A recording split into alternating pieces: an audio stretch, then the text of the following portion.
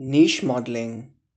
Muskmelon, also known as the cucumis mellow. The introduction. Niche. Modeling is an ecological construct defining the optimum environment for growth, reproduction, and survival of a species. Niches are defined by three main factors: substrate, microclimate, and competition. Ecological niche modeling predicts the distribution of a species in a geographical space. Description of the assignment.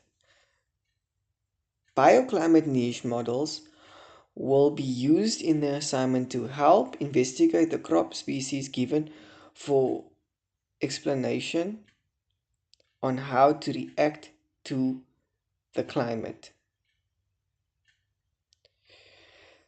There will be there will also be an examination on the crop species climatic preferences through species distribution and models.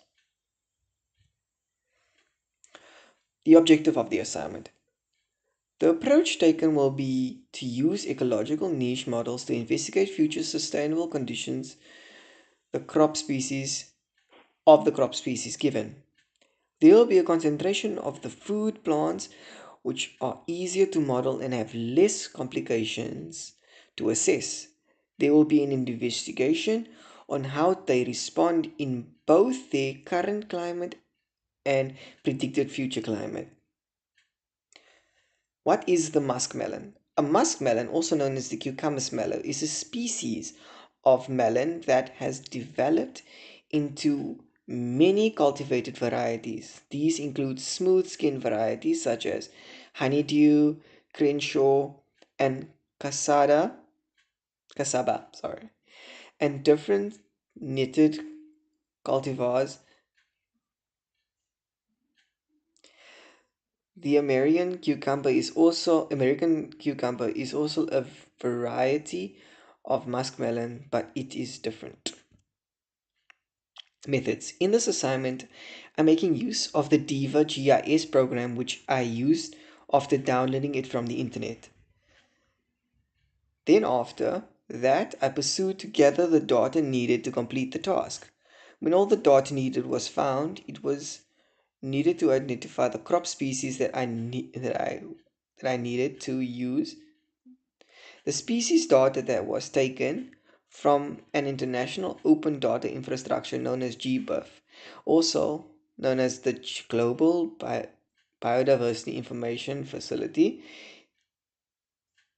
Here I assessed all of the information needed for my crop species. The data collected, however, needed to be made suitable for DIVA. Many unnecessary things had to be cut out on several data variables to specific variables that I wanted to use. Variables such as longitude, latitude, coordinates of the species, occurrences, infrastructure data, year of the data were collected, the country the data was collected from, and the evaluation of the associated landmass. I only selected 1000 records in order of recent data to oldest. Once this was done, I had to clean data. I was now able to import the data from Diva, which I use to create shapefiles, conduct assessments such as bioclimate data, and specify distribution. I then had to model, so I had to download current and future 2050 climate data, which after that I now was able to create an eco crop model of my crop species for the future and current data. Part 1. Go to the GIS directory website and download all documents needed. Google search for Diva, download link for Diva, Google GBIF, create GBIF account, download GBIF crop data. Part 2, open Excel, insert data, clean the data in Excel sheet, insert climate data into Diva, current and future, import crop data, species to Diva as text files.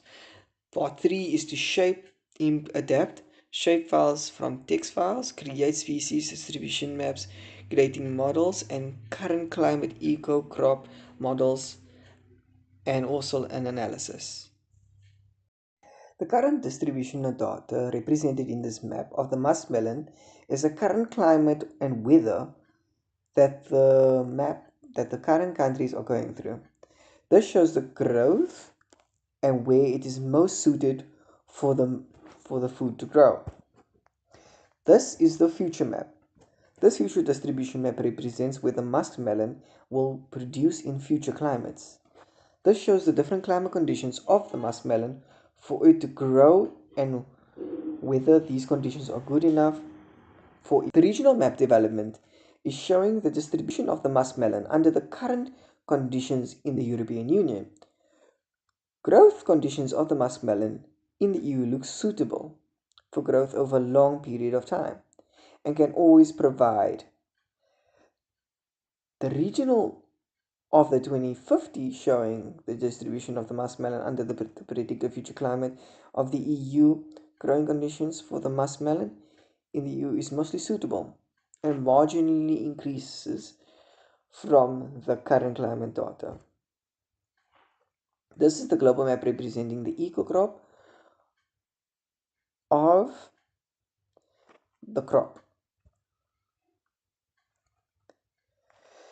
This is the regional map representing the eco crop specifically in the EU undergo and the undercurrent regions of the climate. Country distribution of the muskmelon.